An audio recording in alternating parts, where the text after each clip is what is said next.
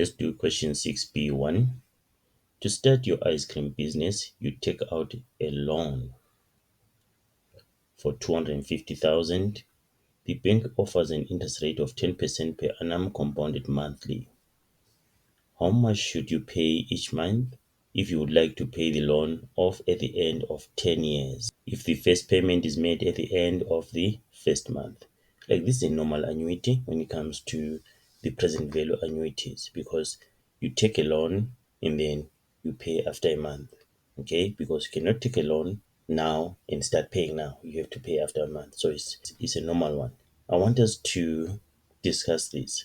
How do you tell that you have to use the present value annuity formula or the future value annuity formula? That when it comes to the loans, so we have to use the present value formula, right? Because we get the lump sum now, and then we start paying what? Installments at regular time intervals, like monthly, yearly, weekly, or something like that. But future value annuity is for the savings. You pay monthly installments, or weekly installments, or yearly installments, so that you have the lump sum in the future. So when it comes to the loans, remember, you use the present value formula. You get the lump sum now, and then you start paying for it till the loan is amortized. Let's write our present value formula. All right, if we check our information, we have our present value, which is 250,000. We have I, which is 10% per annum compounded monthly. And then we're going to find the n because we're given that is 10 years. So it's going to be 10 times 12 is compounded monthly. So it will be 10 times 12. So what are we looking for? We're looking for the monthly installment. We're looking for x.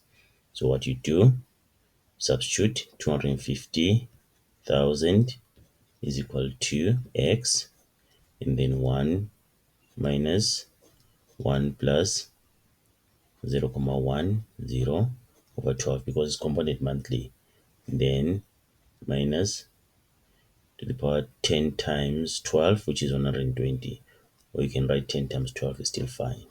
Over 0.10 over 12. And then we can do things differently here, but I prefer this one. Some people can multiply 250,000 with this denominator, but what you can do, you can put this in the calculator. You can put this in the calculator, okay? And then what do you get? 250,000 is equal to this whole thing will give you 75.67116337. Don't round off during calculation, so write the whole number.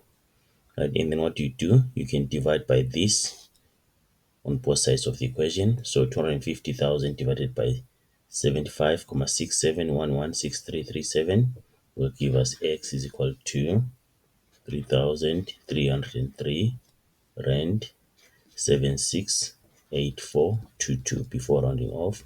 Then x is equal to 3,303.77.